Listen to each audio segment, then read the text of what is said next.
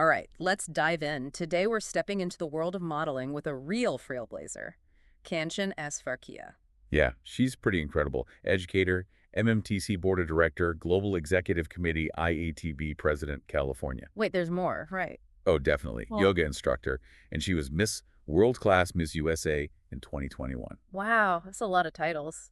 But what's really interesting to me is that she's challenging the industry's idea of what a model should look like. Right. Defying expectation. Exactly. At 5'4", she's proving that height isn't everything. Absolutely. So today we're looking at her career, how she broke those barriers, and what it took to get there.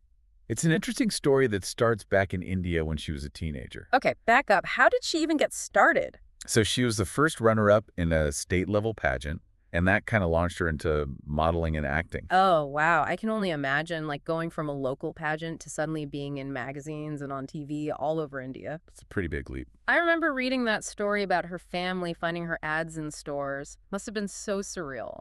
You know that feeling, right? Like, wow, there they are. Totally. Yeah. But beyond those early days, her modeling has been super diverse. All those fashion shows, ethnic wear, modern styles. She really does it all. I saw her portfolio, bridal expos, even the showstopper for some big-name designers. And it's not just one style either. No, not at all.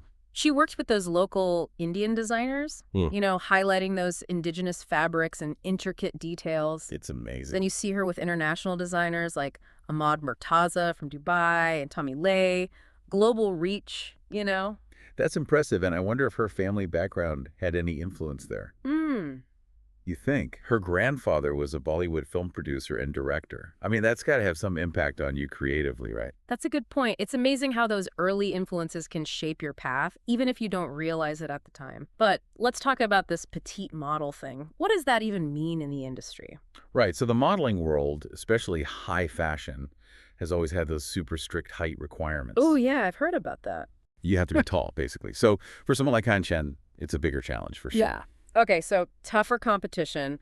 How did she break through? What was her strategy? I think she sees those challenges not as roadblocks, but like stepping stones. She focuses on the opportunities, not the rejections. That's a really positive outlook, but there must have been times she doubted herself, being told she's not tall enough. Probably. But she uses that to fuel her message to other aspiring petite models. Yeah. Like, you don't have to be super tall to be a model. Yeah, it's such a powerful message, especially in an industry that often feels so exclusive. But how did she put those words into action?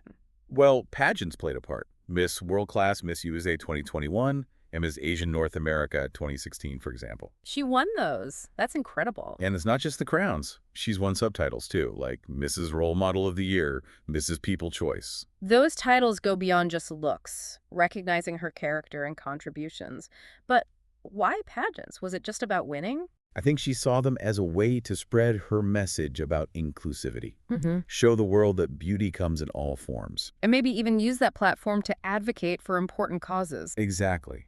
She's been a voice for education, for mental health awareness, and community outreach, really making a difference. So it sounds like she's using her platform for good, way beyond just modeling.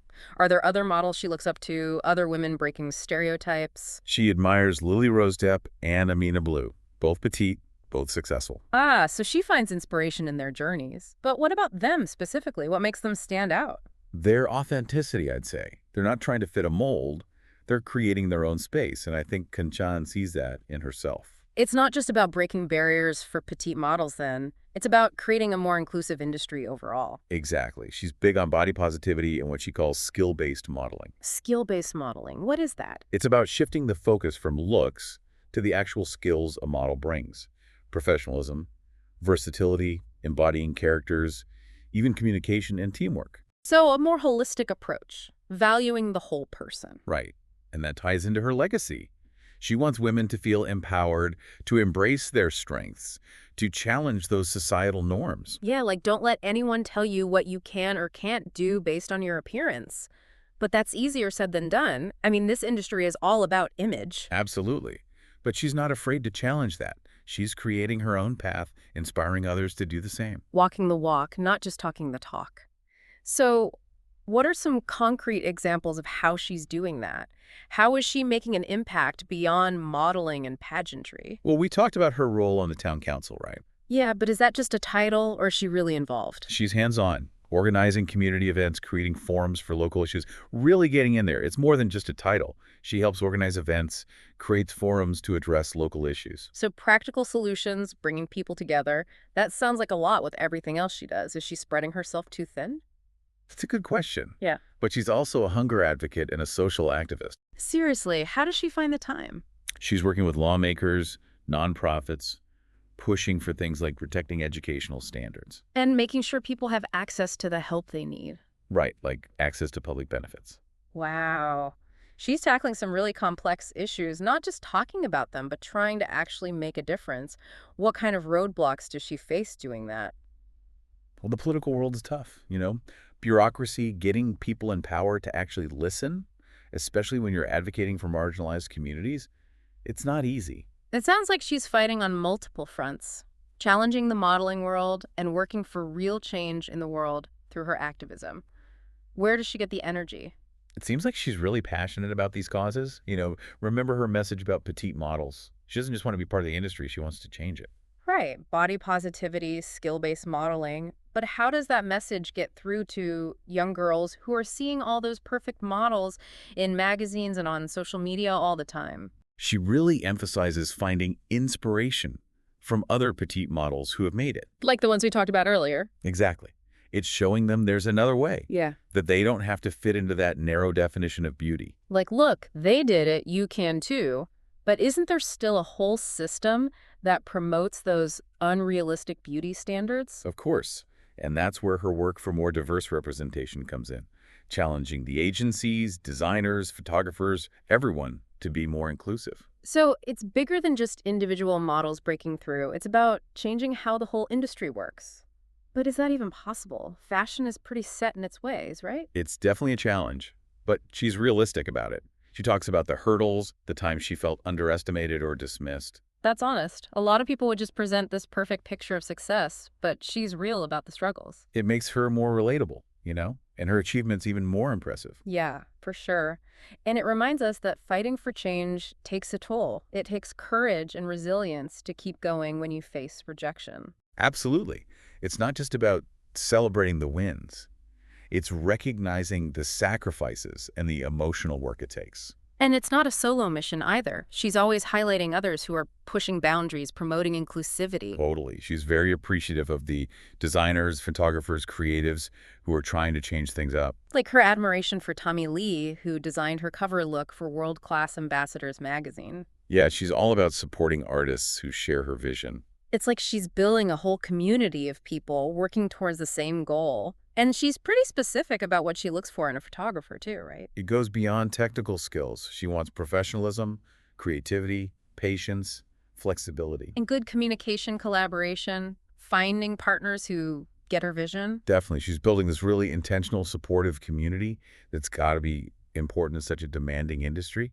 But how is she reaching people outside the modeling world? Yeah, how is she sharing her message more broadly? She's been in a lot of magazines and websites, both in the U.S. and internationally. WorldClass Beauty Queens magazine, WorldClass Queens of North America magazine, Wow, she gets around. Eagle Travel Beats magazine, even Star Central magazine in Australia. And she's on social media too. Instagram, Facebook, Twitter, YouTube. That's smart. Social media lets her connect directly with her fans and followers, talk about the causes she cares about. Without having to go through those traditional media gatekeepers. And it seems like she's using it not just to promote herself, but to give others a platform too. You're right. Even in interviews, she always talks about collaboration, community. She gives credit to the makeup artists, hairstylists, designers, photographers. It's not about her alone. It's about working together to achieve a common goal. But with all this success, has she stayed grounded? From what I've seen, she seems very humble. She talks about her parents a lot, especially her father's guidance. That's nice. It's good to remember the people who helped us along the way. But even with all she's achieved, she's not slowing down. What's next for her in modeling? She's excited about the changes happening, the opportunities for petite models. She wants to keep doing magazine shoots, commercials. And finding new collaborations, projects that fit her vision. Exactly. It's inspiring to see that drive, Even when you're successful, there's always more to do, more to explore. What about her personal life? Any plans there? She hasn't said anything specific, But it's clear she wants to make a difference in the world, Wow. whether it's through modeling, activism, or something else entirely. That's powerful, using her platform for good. But before we wrap up, I think we should take a step back. Yeah, it's easy to get caught up in the feel-good story. Right. Let's look at things from a different angle. Consider some other perspectives. Welcome back. We've been talking about Kaanchan's incredible journey, but as we wrap up, let's zoom out a bit. Look at the bigger picture. Yeah, her story within the context of the fashion industry as a whole. Because let's face it, the industry still has a long way to go when it comes to inclusivity and representation. True, there's been progress. But it makes you wonder, are these changes driven by actual values or just, money? Right, like are brands really embracing diversity, or is it just because they see a bigger market now? A good question to consider. Are they genuine?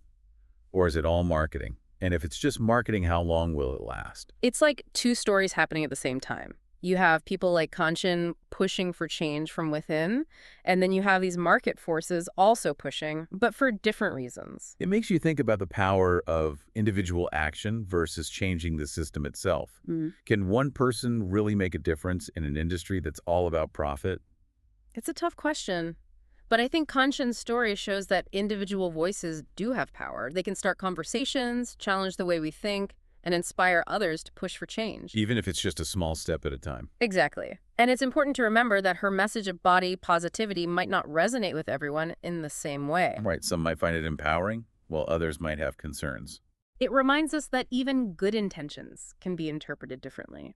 It's all about having these conversations with understanding and nuance. Not about shutting people down or forcing agreement. It's about having open dialogue, recognizing that things aren't always black and white. Embracing the gray areas, right, Yeah. because real change comes from those difficult, sometimes uncomfortable conversations. Definitely. And we can't forget that Kaanchan's story is just one perspective. It doesn't represent the experiences of all petite models or all women in the industry. Absolutely. Her success is amazing, but it doesn't mean the barriers have disappeared. Not every aspiring petite model will have the same chances. It's important to celebrate her, but also recognize that real change needs more than just a few individual success stories. The industry itself needs to change. So as we finish up, I want to ask you this. How can we, in our everyday lives, help create a more inclusive and equitable world? Not just in fashion, but everywhere. What can we do, even in small ways, to challenge those norms that hold others back? How can we build a world that truly celebrates diversity? These are big questions, and there's no easy answer. But they're worth thinking about, because ultimately, it's the choices we make, the actions we take, that will shape the world we live in. Kaanchan's story shows us that even when things seem impossible, one person can make a difference. Thanks for joining us on this deep dive into the inspiring world of Kaanchan S Farkiya. We hope you learned something new and maybe even feel empowered to chase your own dreams, no matter how unconventional they may seem.